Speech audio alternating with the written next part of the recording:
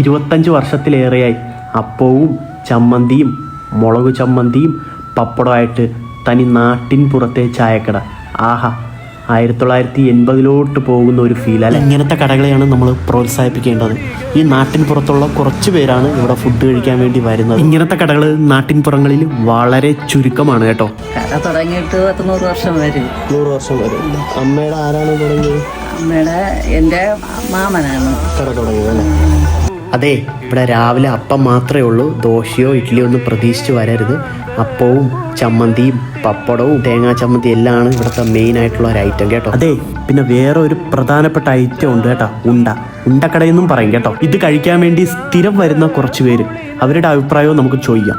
ഏകദേശം ഒരു 25 വർഷമായിട്ട് ഇവിടെ ചായ കുടിക്കാനും അതുപോലെ അപ്പം കഴിക്കാനും ഉണ്ട സ്പെഷ്യൽ വൈകുന്നേരമൊക്കെ ഇത് സ്പെഷ്യലായി കഴിക്കാനൊക്കെ വരാറുണ്ട്. ഇവിടെ ഗബ്രിയേൽ എന്ന് പറയുന്ന ഒരു അപ്പൂപ്പനാണ് ഇതിൻ്റെ സ്ഥാപകൻ. ഇതിൻ്റെ കറക്റ്റ് ലൊക്കേഷൻ വരുന്നത് തിരുവനന്തപുരം ജില്ലയിൽ നെല്ലിമൂടാണ് കേട്ടോ. നെല്ലിമൂട് ഗേൾസ് ഹയർ സെക്കൻഡറി സ്കൂളിൻ്റെ ഓപ്പോസിറ്റ് ആയിട്ടാണ് ഈ കട വരുന്നത്. പിന്നെ ഇവിടെ ഗൂഗിൾ പേ ഒന്നും ഇല്ല കേട്ടോ.